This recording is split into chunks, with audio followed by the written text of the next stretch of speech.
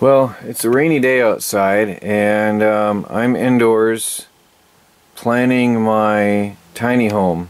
Some people might say this is a waste of time when I have work outdoors to do, but this is a necessary evil. See, building a home is not a simple little thing. I've got all these kitchen guides, there's plans and layouts and diagrams and drawings for different ideas here. I am planning the complete interior of the house. I am planning on cabinets. Now here's a very good thing. From my going into different supplying, what do you call it, lumber yards and construction suppliers like Lowe's and Home Depot, I have been taking a lot of close looks at these cabinets that they have, and I'm not satisfied with how these are made. Now, nothing against their cabinets itself, but for a tiny house on wheels, which has weight restrictions, this is, I forgot the actual term for this stuff, this pressboard. This whole framing, the front may be real wood, but the sidewalls and the shelving is pressboard. And for a tiny house on wheels, that's too heavy. That's just way too much mass. If you remember looking at my old camper, there, for example, or for comparison, there is, hold on, there's an ant in my thing. Sorry, the rain has brought a fresh new wave of ants into the RV, and it's a disgusting mess. They're invading in more waves, so I'm putting out more ant poison. But that wasn't the point of today's discussion. Looking at these cabinets and how they're made, one, I don't like the pressboard. The stuff, I just don't like it. If it gets wet, it expands and is garbage. Where the screws and hinges are inserted, usually wears out with time and starts popping apart. So I just don't like it. But the biggest thing is these things are heavy. And when you have a full kitchen, I don't know if there's I think there was an image back here. When you have a full kitchen of cabinets, here's a good example. Cabinets side by side, all pressed up together. You have wasted sidewalls in between these. So you have two sidewalls wherever two cabinets meet, which is a waste of weight in a tiny house that is very weight sensitive. So I want to do away with those walls in the middle. If you remember back to my old camper, the cabinets, let's go to this large cabinet again. The cabinets have a 1x2 or 2x, now it's 1x2 framing inside around the whole border, and then they have a sheet of super thin wood on the front, and then they cut out the holes for the doors, put a piece of trim in the middle, and put the door on, and the door is screwed into your frame, your heavy-duty real wood frame. The sidewalls here are that super thin 1/8 inch, 1/4 inch, I think it's 1/8 inch actually, paneling. Really good, really lightweight. So they're actually not glued, they're stapled on to that paneling. And I think they use glue and staples, I'm not quite sure. But anyway, it's super thin, super lightweight. And so I think I'm going to end up buying or building my own cabinetry for this tiny house. It's going to be way, way cheaper as well. So then I asked him, okay, how much is a door? Let's say this cabinet is $120. That's an average price for a cabinet this size that I saw. And they said, well, a door is going to cost you $60 to be custom made. They don't sell them they don't have them in stock. You have to custom make them. So I can scratch that off the list, because then I can just buy the whole cabinet for the $120. So that doesn't make sense. So I think what I'm going to end up doing is building my own doors as well, to be honest. Which, in the spirit of tiny house building, that is a good thing. It's going to save me a ton of money, and I'm going to do it all myself by hand, and it's going to be quite beautiful.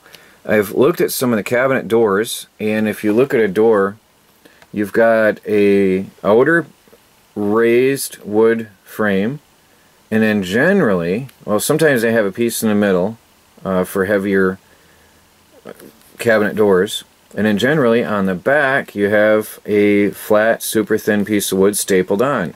Gives you this nice cabinet look. The front trim is worked with a router to give a fancy design and make them look nice, and that's it. So I've been looking at the cabinet doors and I'm thinking it's going to be so much better to just make them myself, the whole thing through and through. So I think that's how it's going to be done. Now, looking at the setup of my old camper, I liked how the doors were put on. If I remember right, the hinges were decorative hinges and visible on the outside of the cabinet wall, which makes it super, super incredible easy to line these up. You just put it in place, screw it in, and done. Whereas with these original cabinet type hinges, if I was to build that myself, that would be a nightmare aligning that stuff myself. Forget it, I'm no expert. I can't do that. So that's one thing I've been looking at and planning out. So I had originally been thinking about buying the kitchen, everything I need, but it's just not going to happen. And they have some amazing ideas in here, so I'm going through and getting ideas from these catalogs and all the dimensions, floor plan ideas, how to lay out your floor plan. It's a lot of work. It's a very lot of work setting up your tiny home. So here at least I've got the guidelines for cabinets, cabinet charts and stuff. Now I was working till 1:30 last night, 1:30 in the morning. Forgive my drawings, I am not an artist, but I have a general idea. Now I drew the door wrong, that's going to be a French door, but I only did this drawing here to get an idea of how the side frame is going to look. I wanted to get an idea for space and windows. This was done mostly for window ideas. So my windows, I want to have a long window in the middle on the high side of the ceiling, of the roof, of the loft. A long window on the high side, which will be facing towards the meadow. So this side will be facing into the meadow. So I'll have a little window in the lounge, a long window across what would be the big walkway area, and a little window in the bedroom upstairs on the other end of the loft.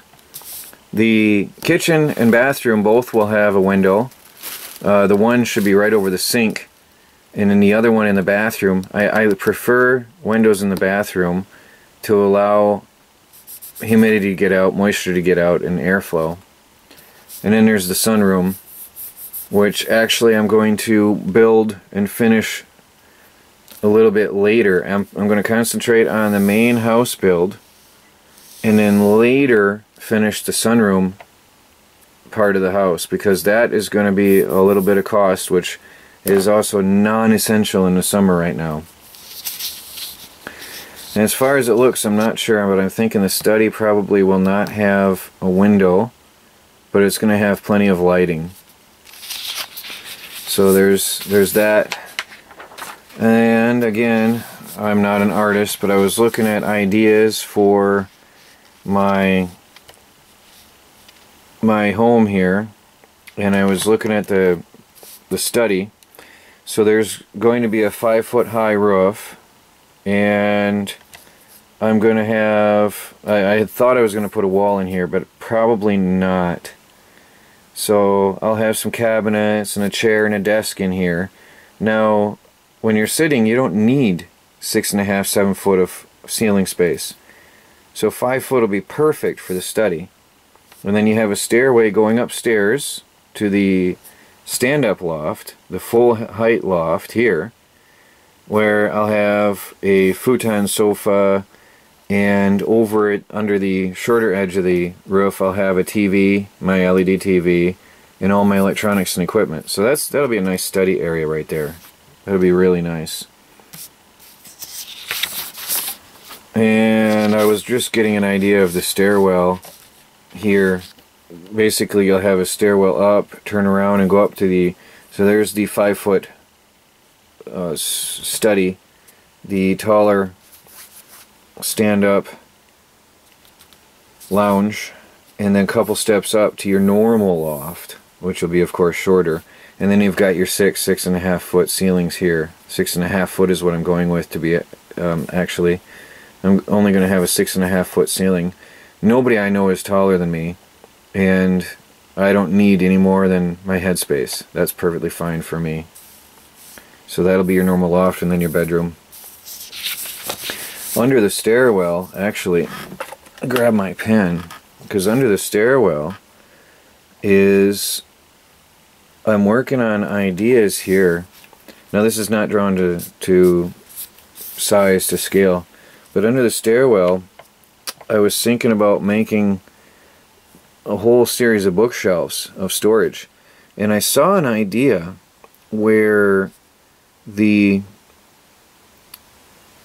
stairs, this section here is open, and this is actually a whole shelf going all the way back, and it sort of looked neat that every single step was a shelf going all the way across to the wall, and then you've got your books on the shelf here,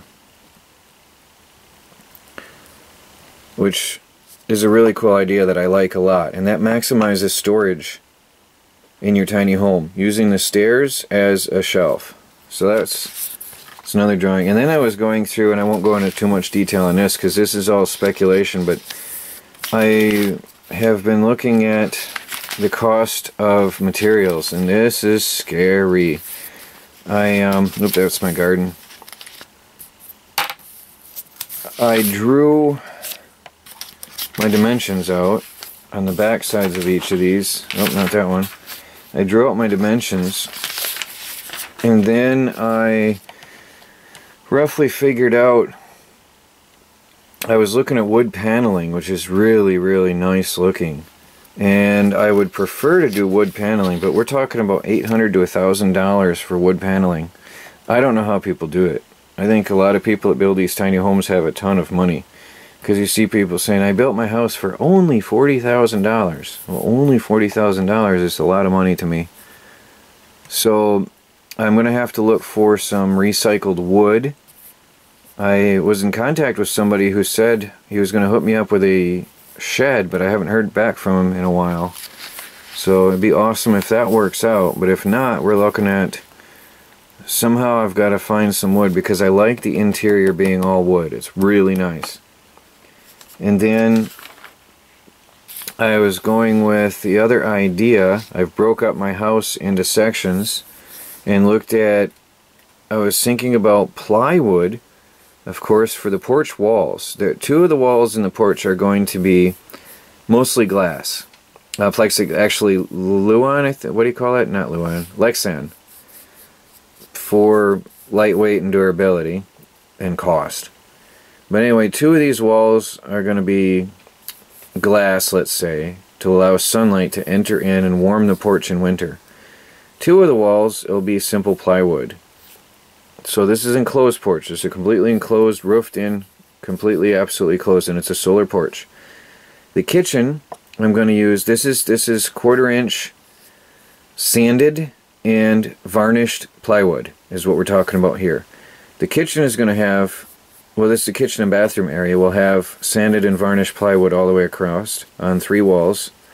And then the living room will have paneling on 3 walls. And then you've got your study, which will be paneled. So that'll cut my costs down a lot. So just going through, I have my other sketches I'm going to pull out later and do final calculations on the floor framing and the floor plywood for the floorboards.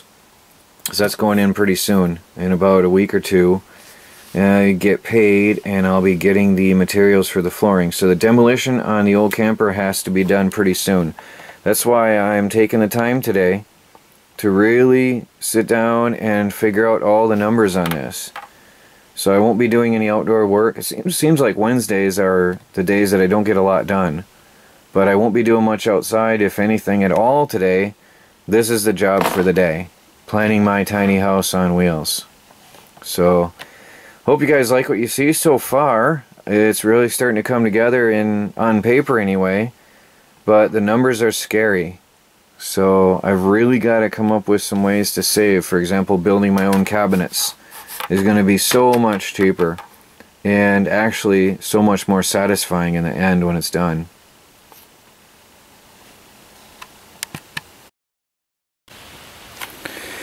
I get a lot of advice from people on YouTube.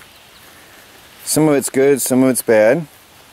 Some of it I follow and some of it I don't. But I have to tell you something here. Some people have advised letting chickens out into your garden to help out. But I have to tell you, one chicken gets loose, does more damage than 100 wild animals running through your garden. Because I just had a chicken that got out. What happens is my chickens, they want to get out to be close to me and beg for food, and then they end up wandering out to the garden eventually. One chicken got loose this morning, and let me show you. There's a damaged onion. There's an onion completely ripped off. There's one dug out. Can put that back in though. There's some corn destroyed. There's some corn destroyed. 2 more pieces of corn completely destroyed. There's another plant ripped out. There's another couple pieces of corn damaged. Some more corn damaged. Some more corn and onions damaged. Onion ripped right off of the top. Here the whole couple plants of corn have been ripped out. Onions crushed. Onions crushed. All down the whole row. More corn destroyed. One chicken, just for an hour this morning. More corn ripped out. More onions ripped out.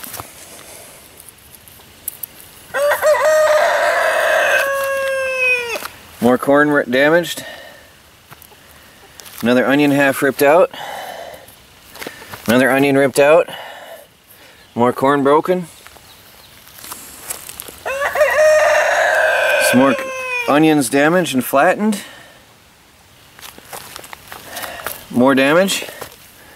One chicken gets out for an hour and wipes out a whole row in the garden. I would never, ever agree that chickens are beneficial in your garden when you're growing plants. Never would I allow such a thing. I'm going to have to clip all their wings now. They are making a mess of this place. Terrible mess. I have enough work fighting the wild animals and other things, let alone having with chickens destroy my garden. So it's time to clip all their wings. No more chickens being out destroying my garden. And I just fed them, and they act like they haven't eaten in a week. Look at them coming to be close to me. Can you see those gnats? It's a nightmare this year. It's worse than I've ever had in my life. This is what is swarming around my face full time. There's nothing you can do but just tolerate it. The worst is when they get in your eyes or mouth. The worst I've ever seen. Look at this. A little 360 of gnats around my head. It's disgusting. Well, I won't do 360, but you get the idea. It's terrible.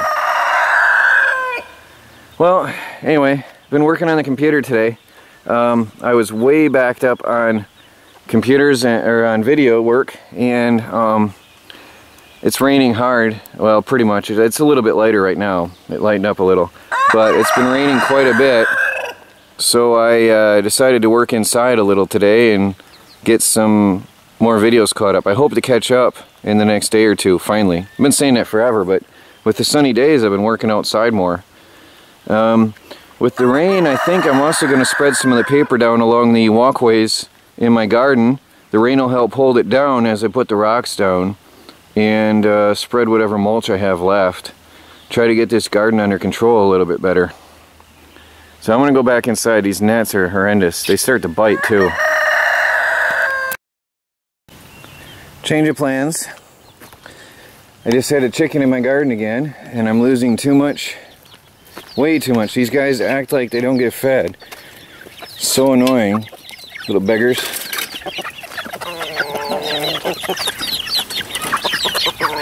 So, you guys are going to get a humorous little show. I'm going to clip all their wings. I just clipped the one that I caught. But, boy, the gnats are horrible.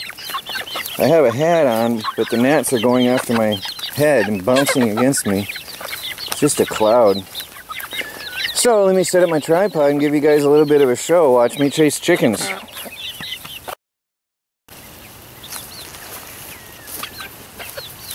Well, let's get some birds.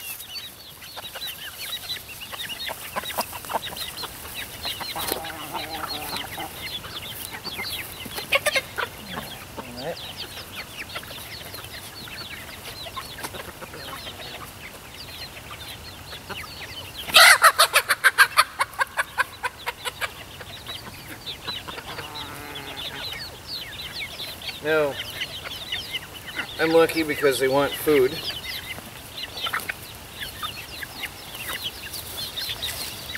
To clip their wings, I don't know if I'm going to see this in the video here. Let me turn my camera view around. To clip the chicken's wings, it's going to be awkward to show you. Oh, she's been cut already the other day, but look at how fast they grow out. She's been cut not long ago, but they're growing out.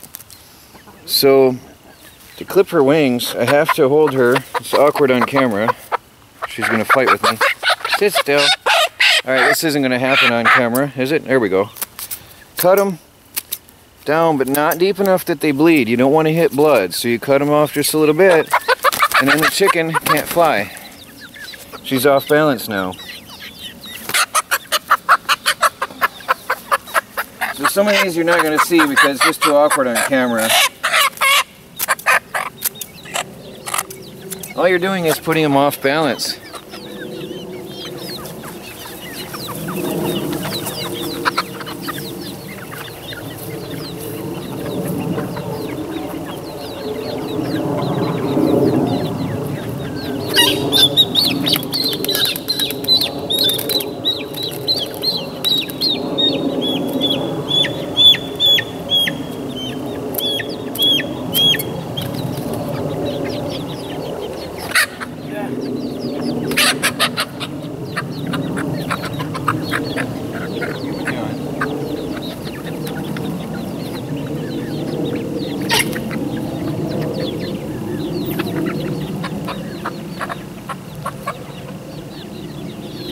It's hard to tell which has been done and which hasn't. They're all over the place. One's been clipped.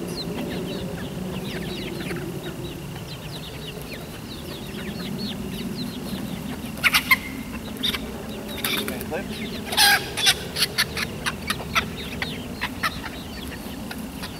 Oh, it's beautiful. I don't want to cut that, but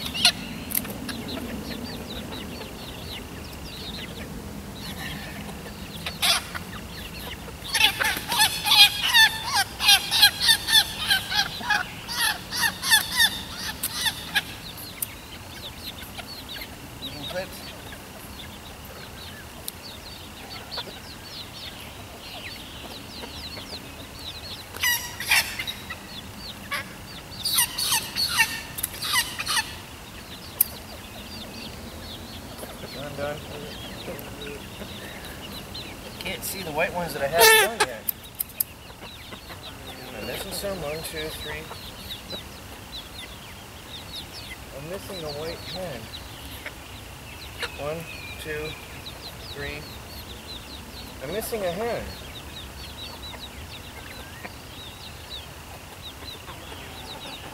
1, 2, 3. Yeah, I'm missing a hen.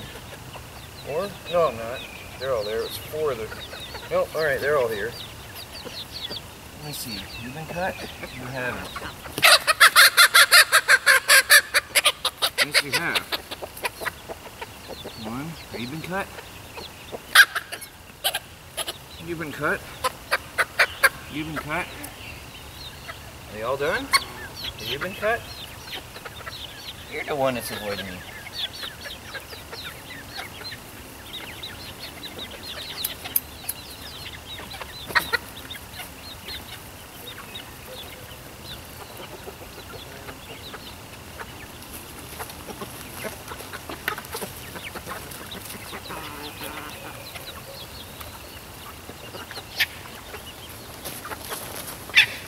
Gotta get him in a corner somehow, but the problem is the other's following me. It's awkward.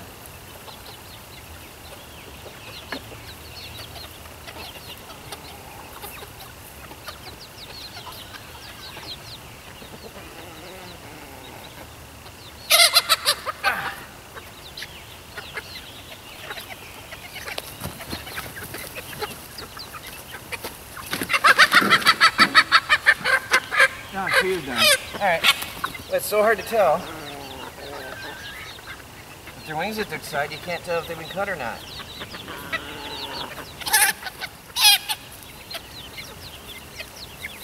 I think that's it. Done. Done. Done. I think I got them. These guys, these girls, I should say, they don't even put up as much of a fight. They don't need to be clipped because they're not getting out. You biting me? Hey, you're a fighter, aren't you? Huh? You're a fighter. It's good. Here. Too many roosters. Well, anyway, shouldn't have any more problem with birds getting out. That went easier and faster than I expected. Oh, the gnats are horrible today. I forgot how bad they could be. Well, I hope you enjoyed the little show. Me running around in circles.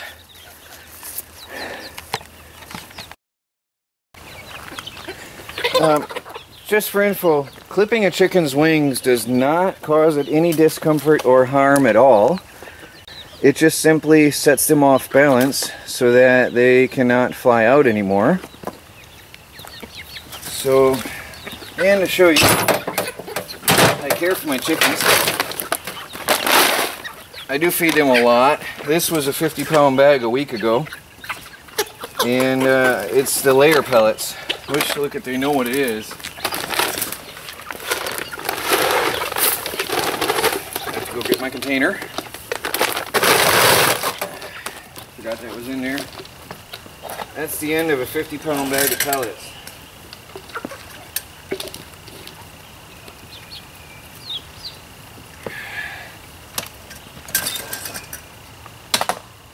So I feed them. I feed them twice daily, plus vegetable scraps, kitchen scraps, whatever is laying around, plus bugs, plus wild foraging, whatever they can find and eat out here, but yet they still beg for food as if they don't get fed. It's just annoying. Now, I've been talking to chicken expert friends of mine and said that's just how it is. They're going to beg and beg and beg because they know if they beg, they'll get food. So I just have to toughen up and not be so nice to them. But the way they're begging, you'd think they haven't eaten in months. Look at them go at it. They just love that food. They really love that stuff. Look at the gnats. Oh, what a mess.